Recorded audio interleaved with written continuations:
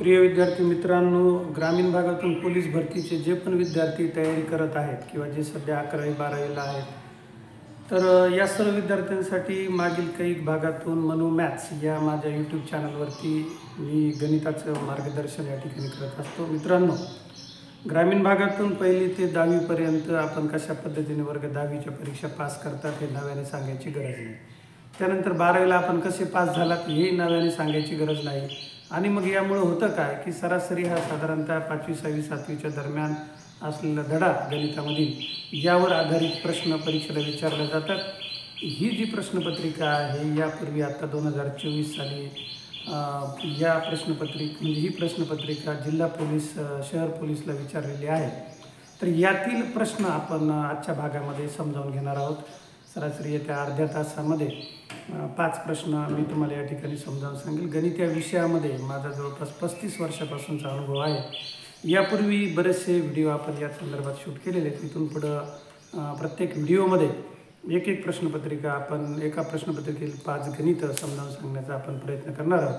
तर मित्रांनो, या प्रश्नपत्रिकेतील पहिलं उदाहरण जे आहे सरासरीवरती आधारित आहे आणि ते उदाहरण आहे विराटच्या सलग 5 डावातील धावा अनुक्रमे 80, 90, 100, 100 व x आहे. जर त्या 5 डावांची सरासरी धावसंख्या 100 असेल तर त्याने पहिल्या डावापेक्षा शेवटच्या डावात किती धावा अधिक काढल्या. तर यामध्ये काय की पहिल्या डावाच्या आपल्याला ऑलरेडी दिलेले आहेत. पहिल्या डावामध्ये किती काढल्यात 80, शेवटच्या डावामध्ये किती काढल्यात x. तर एक्सची किंमत काढायची, त्यानंतर वजाबाकी करून शेवटच्या डावामध्ये किती धावा अधिक काढल्या हे उत्तर आपल्याला शोधायचं. तर मग सरासरीच्या सूत्रानुसार जे आहे तर गणित सोडवताना सर्वात सुरुवातीला सराव करत असताना अशा पद्धतीने सूत्र मांडून घ्यायची. एकदा तुम्हाला सूत्र पाठ झाली की परीक्षेमध्ये डायरेक्ट तुम्ही आकडेमोड त्या ठिकाणी करू शकता. सरासरीच्या सूत्रामध्ये एकूण धावांची म्हणजे प्रत्येक डावातील धावांची बेरीज भागिले एकूण डाव, ज्याला इंग्रजीतून आपण इनिंग्ज म्हणतो, म्हणजे विराट कोहली एकूण किती इनिंग्ज खेळला हे या ठिकाणी आपल्याला बघायचं. तर एकूण डाव आपल्याला दिलेले प्रश्नामध्ये 5 डाव दिलेले. सरासरी दिलेली 100 आणि म्हणून 100 बरोबर एकूण धावांची बेरीज बरोबर 80 अधिक 90 अधिक 100 अधिक 100 अधिक x 1 2 3 4 आणि 5 अशा पद्धतीने विराटच्या 5 डावातील धावा दिलेल्या आहेत. एकूण डाव आहेत 5 आणि म्हणून गणिताच्या नियमानुसार इथं आपल्याला करून घ्यायचा आहे तिरपा गुणाकार.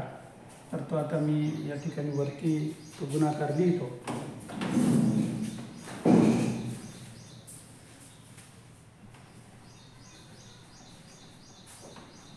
गुणाकार करून घेऊया. पक्षांतर झालं 5, तर 100 गुणिले 5 बरोबर उजव्या बाजूला आपल्याला मित्रांनो करायची बेरीज करत असताना 100 आणि 100 200 डायरेक्ट तुमच्या लक्षात आलेलं असेल. 8 आणि 9 17 म्हणजे 170. तर 170 आणि 200 होतात 370. अशा पद्धतीने बेरजा करायच्या, तोंडी बेरजा करायचा सराव करून घ्या. त्या ठिकाणी एकाखाली एक मांडायची गरज नाही. इथून जे तर आपण दशक स्थळांची बेरीज केली 8 आणि 9 17, त्याच्यावरती 0 ठेवला म्हणजे झालं 170. 100 आणि 100 200, 200 आणि 170 होतात 370. आणि म्हणून या ठिकाणी बेरीज झाली 370 अधिक x हा इकडचा x. मग 100ला 5 ने गुणल्यानंतर आले 500 बरोबर उजव्या बाजूला आहे 370 अधिक x. आणि मग 370चं आपण पक्षांतर केलं तर 500 वजा 370 बरोबर x. इथंही वजाबाकी करत असताना कुठेही हातच्या घ्यायची गरज नाही, काही नाही. साधारणपणे ह्या वजाबाकी करत असताना अतिशय सोप्या पद्धतीने इथं वरचा 0 0 आपण कट करून टाकला मनातली मनात, उरले 50 50 मधून 37 गेले म्हणजे शिल्लक राहतात 13. आणि मग हे दशक स्थळांची केली म्हणून त्याच्यावरती आपण शतक स्थळाचा 0 ठेवला तर मग या ठिकाणी आपल्याला मिळतात 130 बरोबर x. आणि म्हणून लक्षात येतं x बरोबर 130.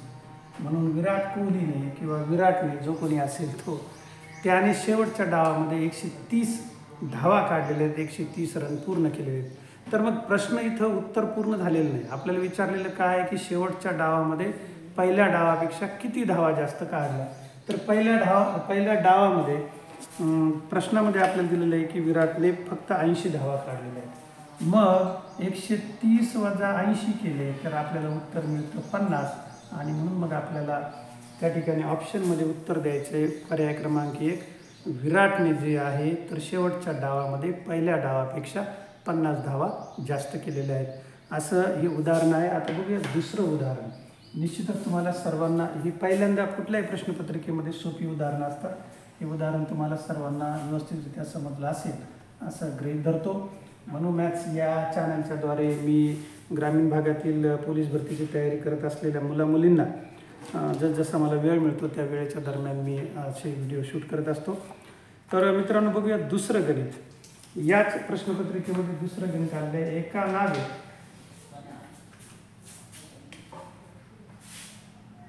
एका नावेत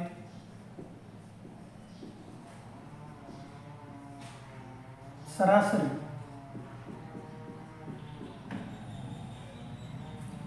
22 किलोग्रॅम वजनाचे, आता थोडं इंग्रजीतून लिहितो, 22 किलोग्रॅम वजनाचे 25 विद्यार्थी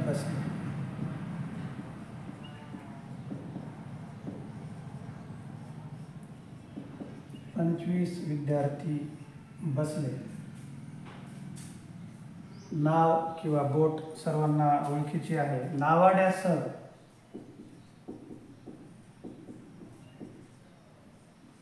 नावाड्यासह सर्वांचे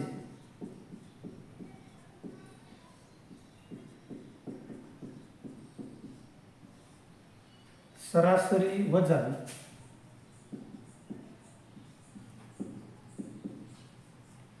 24 किलोग्रॅम झाले.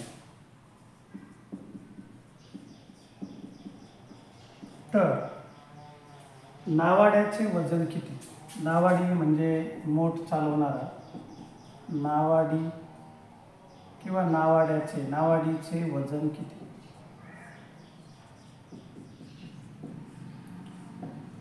तर मागच्या प्रश्नाप्रमाणेच हाही प्रश्न मित्रांनो सरासरीशी संबंधित आहे. हे तुमच्या लक्षात आलेलं असेलच. आता प्रश्न पुन्हा एकदा व्यवस्थित वाचून घेऊया. एका नावेत सरासरी 22 किलोग्रॅम वजनाचे 25 विद्यार्थी बसले. एकूण विद्यार्थी किती झाले? 25. सरासरी किती? 22. नावाड्यासह सर्वांचे वजन किती झाले? 24 किलोग्रॅम झाले. म्हणजे कदाचित आपल्याला असं म्हणता येईल की नावाड्याचं वजन काही कमी असेल. तर मग नावाडी बसल्यानंतर ते 25ची जी जास्त असेल, 22ची जी सरासरी ती वाढून कितीपर्यंत आली? 24पर्यंत आली. तर नावाड्याचे वजन किती? तर अशा प्रश्नामध्ये आपण अगोदर विद्यार्थ्यांचं एकूण वजन त्या ठिकाणी काढून घ्यायचे आणि मग विद्यार्थ्यांचे म्हणजे 25 विद्यार्थ्यांचे एकूण वजन. एकदम सोपा असा हा प्रश्न असतो. 25 विद्यार्थ्यांचे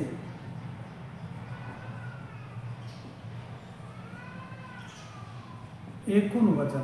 हे सोपे प्रश्न आहे सुरुवातीचे. पुन्हा एकदा तुम्हाला वारंवार सांगतो. तर 25 गुणिले सरासरी किती दिली? 22.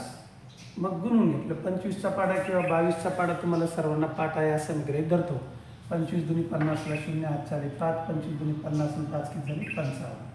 म्हणजे 550 kg इतकं वजन जे आहे तर ते साधारणपणे 25 विद्यार्थ्यांचं आहे. म्हणजे ही आपल्याला त्यांच्या वजनाची एकूण बेरीज मिळाली किंवा एकूण आयडिया मिळाली. आता पुढे काय करायचं आहे? त्यांच्यामध्ये नव्याने कोण बसला? तर नावाडी बसला. नावाडी बसल्यानंतर सरासरी किती झाली? 24 झाली. मग आता बघूया नावाड्यासह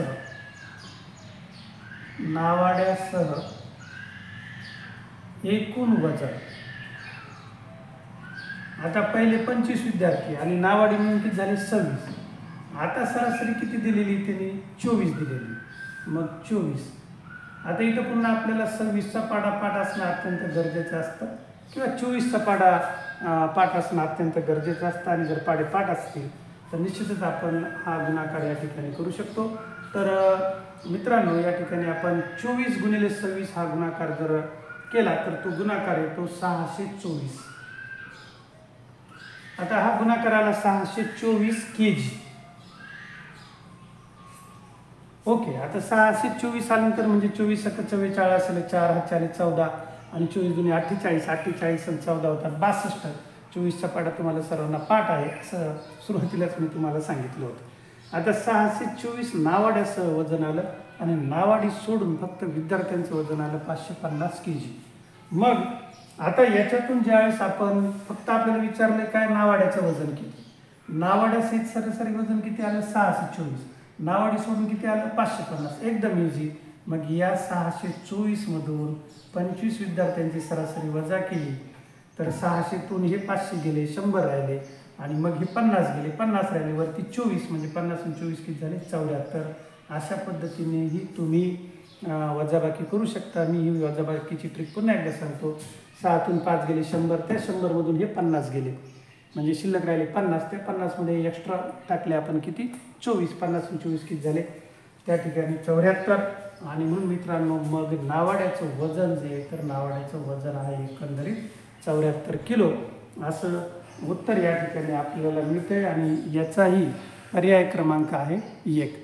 तर सर्वांनाच हे उदाहरण समजलेलं असेल. तुम्हाला काही आग्रह नाही आहे मित्रांनो की या चॅनलला लाईक किंवा सबस्क्राईब करा इतर यूट्यूबरसारखं. जर तुम्हाला वाटलं असेल की हे गणित आपल्याला व्यवस्थित समजलेलं आहे आणि सरांना प्रोत्साहन देण्यासाठी आपण या चॅनलला लाईक किंवा सबस्क्राईब करावं तर आणि तरच बेल आयकॉन आपण या ठिकाणी प्रेस करू शकता.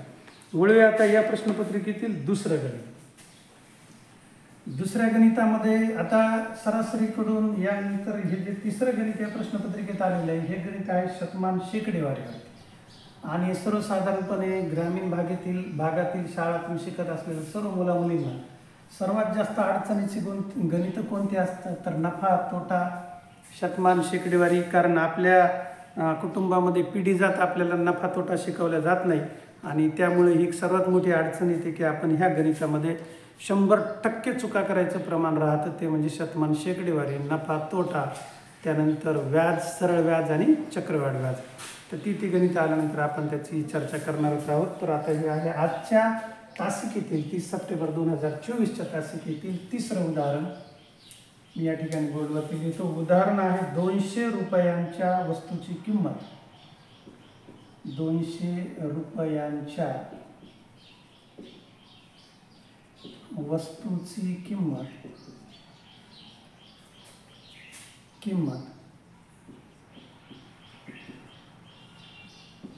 20% वाढविली.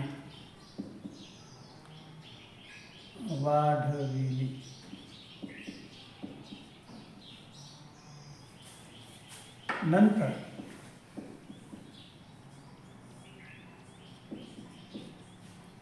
ही वाढलेली किंमत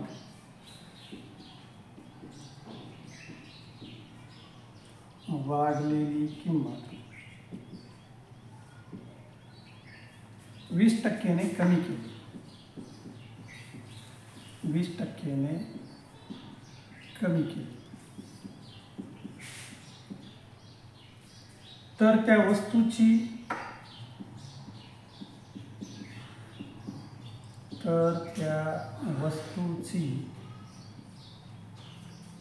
शेवटची किंमत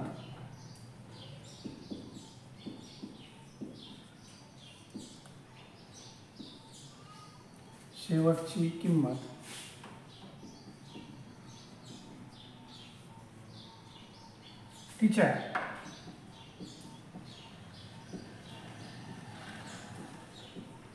मूळच्या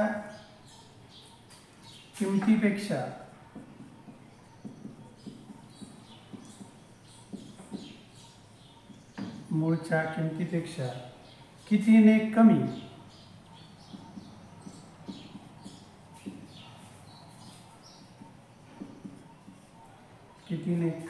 किंवा जास्त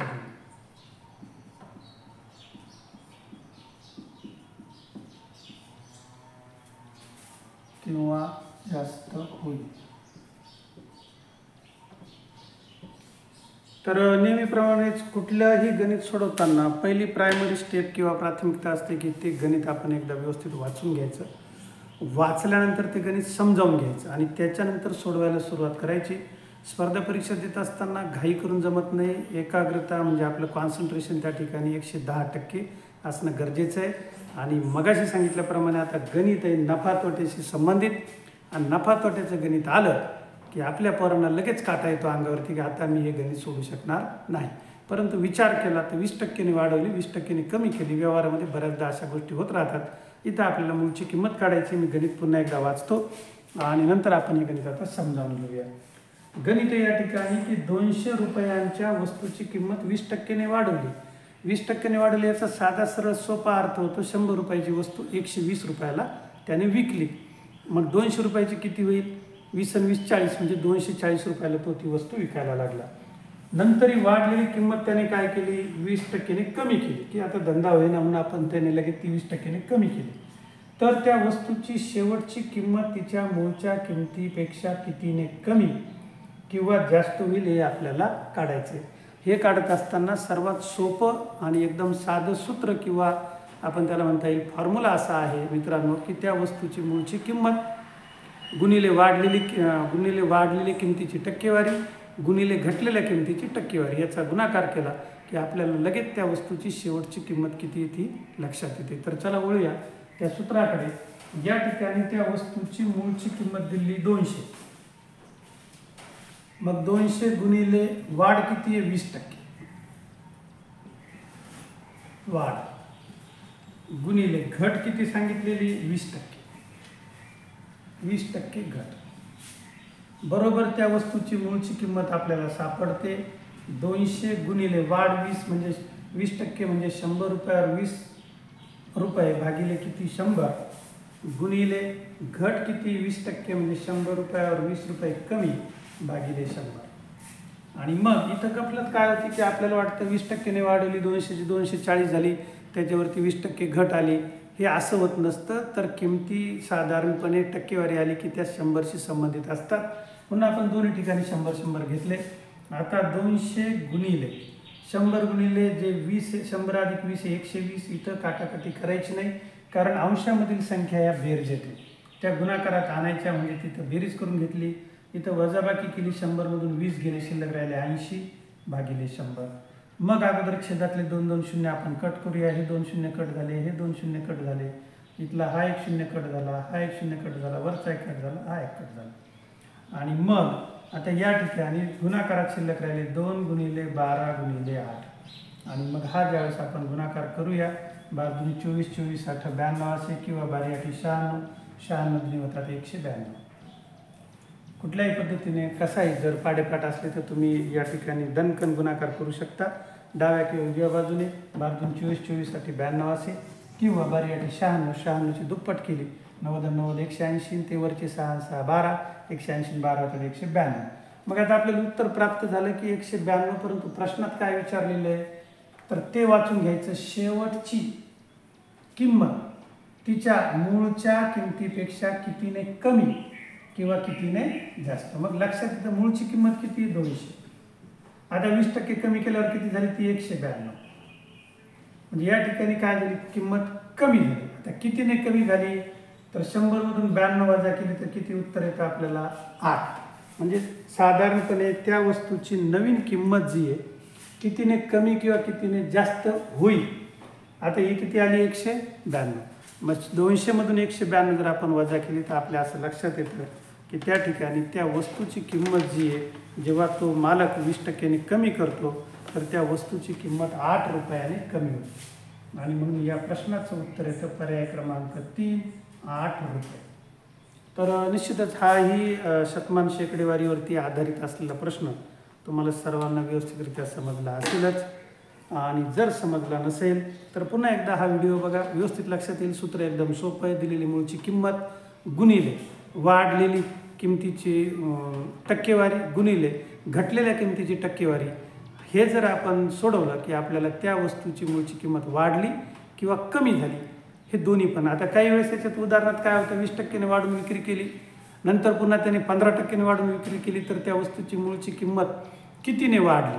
म्हणजे या ठिकाणी आपल्याला घटाऐवजी काय करावं लागतं? वाढ करावं लागते. आणि अशा पद्धतीने गुणाकार भागाकार बेरीज वजाबाकी केली की प्रश्नाचं उत्तर तुम्हाला प्राप्त होतं. आता वळूया आपण प्रश्न क्रमांक 3. आजचा प्रश्न क्रमांक 4. दररोजच्या तासिकेमध्ये साधारणपणे अर्ध्या तासामध्ये म्हणजे 30 मिनिटामध्ये 5 प्रश्न समजावून सांगायचा या व्हिडिओच्या माध्यमातून मी प्रयत्न करत असतो. कधी कधी उदाहरणं मोठी असल्यानंतर मग मात्र वेळ पुरत नाही.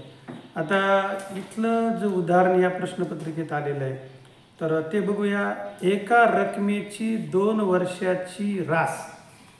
आता आलं पुन्हा सरळ व्याज चक्रवाढ व्याज. एकदा व्याजाचे गणित आले की आपले पोरं पंचर झालेच. त्यांचं मयो लय अवघड गणित आहे. तर अवघड वगैरे काही नसतं. टप्प्याटप्प्याने समजावून घ्या. सूत्र पाठ करा. पाठ केल्यानंतर ते वापरायचे कसे हेही समजलं पाहिजे. गणित हा फक्त सरावाचा विषय असतो. सातत्याने एकसारखा तुम्ही जर सराव केला तर ही उदाहरणं तुम्हाला निश्चितच चांगल्या रीतीने समजू शकतात. एका रकमेची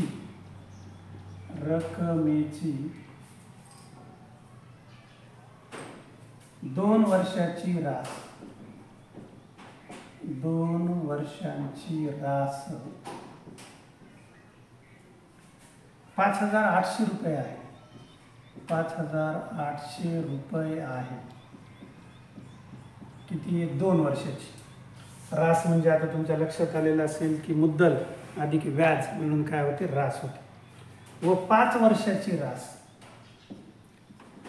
5 वर्षांची रास.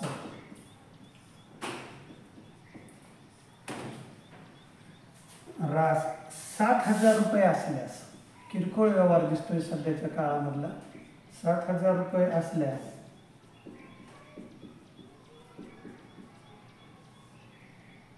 ती रक्कम व व्याज दर काढा. व्याजदर म्हणजे व्याजाचा दर काढा.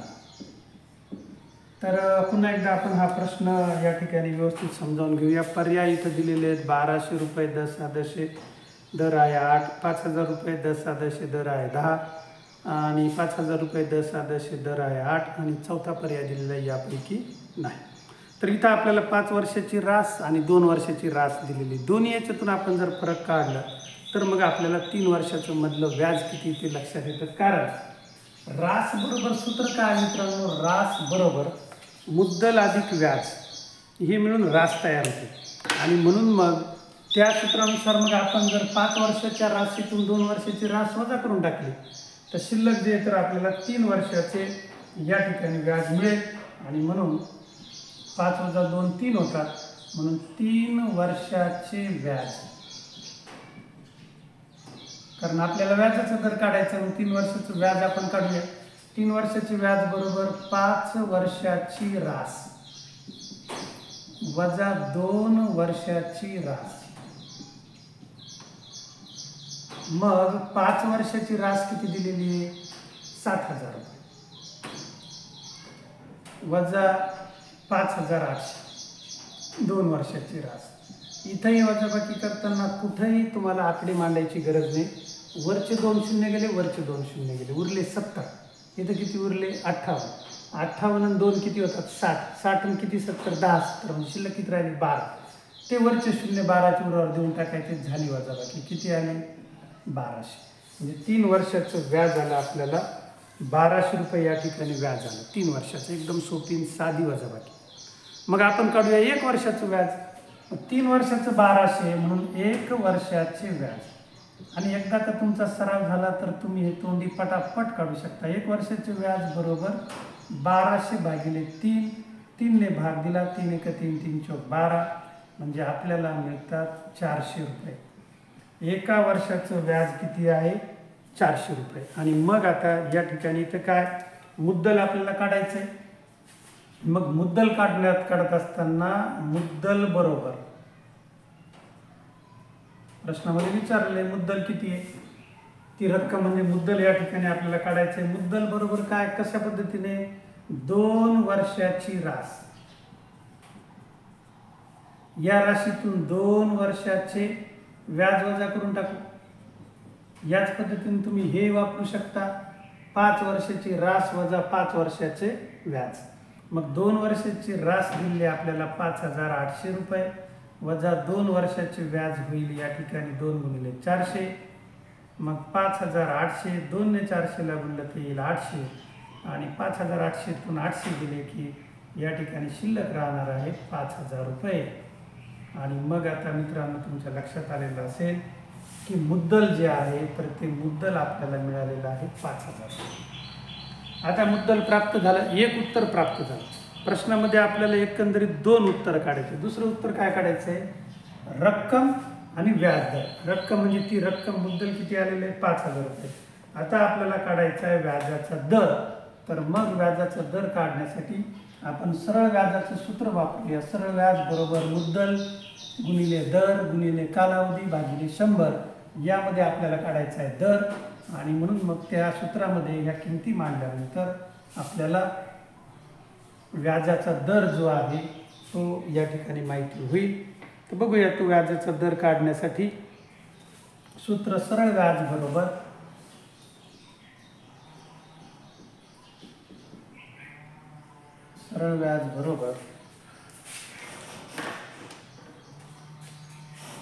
म म्हणजे मुद्दल, द म्हणजे दर, क म्हणजे कालावधी किंवा वर्ष भागिले 100. हे सूत्र आहे आपल्याला वर्ग 4थी स्कॉलरशिप, 5वी स्कॉलरशिप, त्यानंतर 5वी नवोदय या ठिकाणी वर्ग 4थी 5वीला ही सरळ व्याजाची गणितं शिकवली जातात. परंतु आपण ग्रामीण भागातून 4थी 5वीला काय शिक्षण घेतो ते तुम्हाला माहिती आहे, त्याबद्दल मी काही सांगणार नाही. आणि म्हणून मग आपल्याला स्पर्धा परीक्षा देताना अडचण निर्माण होते. मित्रांनो, मुद्दल या ठिकाणी म्हणजे एका वर्षाचं सरळ व्याज आपण बघितलं ते आहे 400 रुपये. मुद्दल आता आपण कॅल्क्युलेट केलेलं आहे ते आहे 5,000 रुपये. दर या ठिकाणी आपल्याला काढायचा आहे. कालावधी आहे फक्त एका वर्षाचा, कारण एका वर्षाचंच व्याज आहे सरळ व्याज 400 रुपये. छेदामध्ये आहे 100. हे 2 शून्य गेले, हे 2 शून्य गेले, म्हणजे 400 बरोबर या ठिकाणी शिल्लक राहिले 50 गुणिले दर. 1 निघूनला तर काही फरक पडत नाही, दोन्हीकडचा शून्य गेला, शिल्लक राहिली 40 बरोबर 5 गुणिले दर, आणि म्हणून मग 40 भागिले 5 बरोबर आहे दर. आणि म्हणून मग मित्रांनो आपल्या लक्षात येतं की व्याजाचा सरासरी जो काही दर असेल तो आहे 45,40, आणि म्हणून तो दर आहे 8%. अशा पद्धतीने आपल्याला म्हणता येतं की 8% व्याजाने ते पैसे देण्यात आले. तर निश्चितच हे उदाहरण तुम्हाला सर्वांना व्यवस्थित समजलेलं असेल. अतिशय सोपं आहे. गणित पुन्हा एकदा वाचतो. एका रकमेची 2 वर्षाची रास 5,800 रुपये आहे व 5 वर्षाची रास जी आहे तर ती दिलेली 7,000 रुपये. आणि असं जर असेल तर ती रक्कम आणि व्याजदर आपल्याला काढायचं. एकंदरीत 5 गणितं आज आपल्याला या ठिकाणी समजावून घ्यायचे होते. वेळ या ठिकाणी थोडाच राहिलेला आहे, तरी देखील आता 5वं उदाहरण इथं पूर्ण करायचा प्रयत्न करूया. तर ते उदाहरण आहे 5वं, इथं बोर्डवरती मी लिहितो. वेळेअभावी आता हेच तुम्हाला सर्वांना समजलं असेल असं गृहीत धरतो. प्रत्येक व्हिडिओ जो आहे तर जास्तीत जास्त म्हणा किंवा कमीत कमी म्हणा, परंतु जास्तीत जास्त 30 मिनिटाचाच या ठिकाणी तयार करायचं ठरवलं आहे. आणि म्हणून आता आजचं शेवटचं 5वं गणित इथं 2 मिनिटांमध्ये समजावून द्यायचा प्रयत्न करतो. गणित परीक्षेला आलेलं आहे आजच्या 30 सप्टेंबर 2024च्या व्हिडिओतील शेवटचं गणित 2 संख्यांचा गुणाकार. 2 संख्यांचा गुणाकार.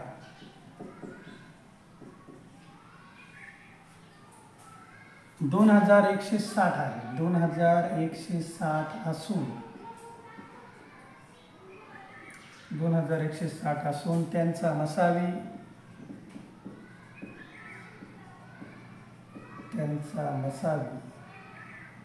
12 आहे. मसावी नसावी ही शालेय स्तरावरती 6वी 7वीला आपल्याला आहे. तर त्यापैकी मोठी संख्या कोणती? तर त्यापैकी मोठी संख्या कोणती?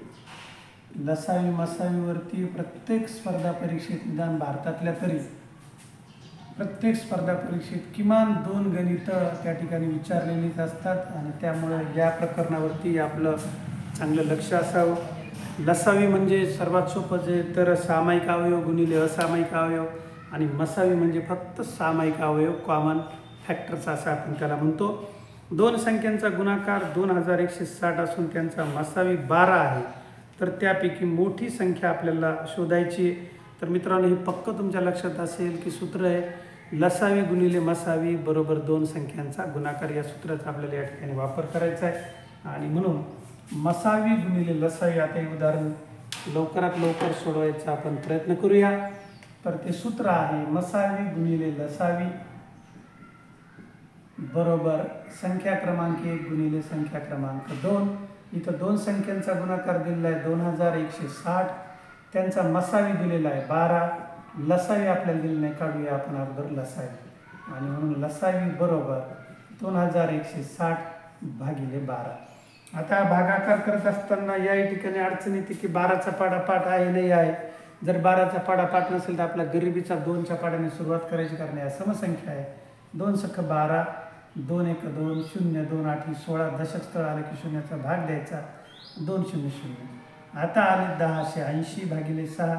मित्रांनो पुन्हा समसंख्या आहे, 2 ने भाग द्यायचा, 2 त्रिक 6, 2 पंच 10, 2 चौक 8 आणि 0. आता वरती आले 54 भागिले 3. 3च्या कसोटीमध्ये जर अंकाच्या बेरजेला 3 ने भाग गेला तर त्या संख्येला 3 ने निश्चित भाग जातो. 5 आणि 4 9, 9ला 3 ने भाग जातो, 3 ने भाग दिला, 3 1 3, आणि मग इथं 54ला भाग जातो, तर 3 1 3 खाली आले 2, 3 8 24, म्हणजे किती उत्तर आले 180. आणि जे विद्यार्थी खरोखर स्पर्धा परीक्षेची मनापासून तयारी करतायत तर त्यांना गणित सोडवण्यासाठी एकमेव सूत्र असं आहे की बाळांनो किंवा मित्रांनो, 30पर्यंत तुम्हाला पाढे मुखपाठ असले पाहिजे, 30पर्यंत वर्ग मुखपाठ असले पाहिजे, आणि 25पर्यंत घन मुखपाठ असले पाहिजे. म्हणजे हे कॅल्क्युलेशन तुम्ही फास्ट करू शकता. आता बघा, ज्या विद्यार्थ्यांना 12चा पाढा पाठ आहे 2160ला ते 12 डायरेक्ट भाग देणार, 12 1 12, खाली राहील 9, म्हणजे झाले 96, 12 8 96, म्हणजे साधारणतः 7 सेकंदामध्ये त्यांचं उत्तर येऊन जातं. मग आपल्या असं लक्षात येतं की लसावी बरोबर किती आलेला आहे 180. उत्तर इथं संपलेलं नाही, आपल्याला विचारलं त्यापैकी मोठी संख्या कोणती. आलं की लक्षात. आपण लसावी मसावी काढला, गुणाकार काढला, मोठी संख्या काढली का तर नाही काढली. आता मोठी संख्या काढण्यासाठी कुठली ट्रिक वापरायची ते बघूया. जेव्हा आपण या ठिकाणी लसावीला आलेल्या जो काही लसावी त्याला मसावीने भाग देतो तर आपल्याला दुसरी संख्या लक्षात येते, आणि म्हणून 180 या लसावीला आपण मसावीने भाग देऊया. मग भाग दिल्यानंतर बरोबर कळतं की किती दुसरी संख्या म्हणजे त्या ठिकाणी काय असेल. मग लसावीला मसावीने भाग दिला, लसावी आलेला 180, मसावी 12, भाग दिला तर 12 1 12, खाली राहिले 6, 12 25 60, म्हणजे आपल्याला ती संख्या मिळाली 15. आता या ठिकाणी 15चे ज्यावेळेस आपण अवयव पाडूया तर या 15चे अवयव पडतात 3 5 15. ओके, यातील मोठी संख्या किती आहे 5. मग या 5 या मोठ्या संख्येला ज्यावेळेस आपण त्या लसावीने गुणूया, 5 गुणिले 12 होतात 60, आणि इथं जे आहे तर जेव्हा आपण 3ला गुणूया 12ने, 12 गुणिले 3 होतात 36, म्हणजे लहान संख्या आहे 36, मोठी संख्या आहे 60. बघा 36 गुणिले 60 जर केलं 36 सक होतात 216, म्हणजे मग आपल्याला किती दिला आहे गुणाकार 2160, म्हणजे हे उत्तर बरोबर आहे. तर याच्या स्टेप्स लक्षात घ्या. विचारली मोठी संख्या तर मोठी संख्या आहे 60, लहान संख्या विचारली तर लहान संख्या आहे 36. या दोघांचा आपण जर लसावी या ठिकाणी कॅल्क्युलेट केला तर लसावी आपल्याला त्या ठिकाणी मिळतो 12, लसावी मिळतो 15 आणि मसावी मिळतो 12, आणि दोन्ही संख्यांचा गुणाकार किती येतो 2160. तर अशा पद्धतीने लसावी मसावीचं तुम्हाला हे उदाहरण व्यवस्थितरित्या समजलं असेल.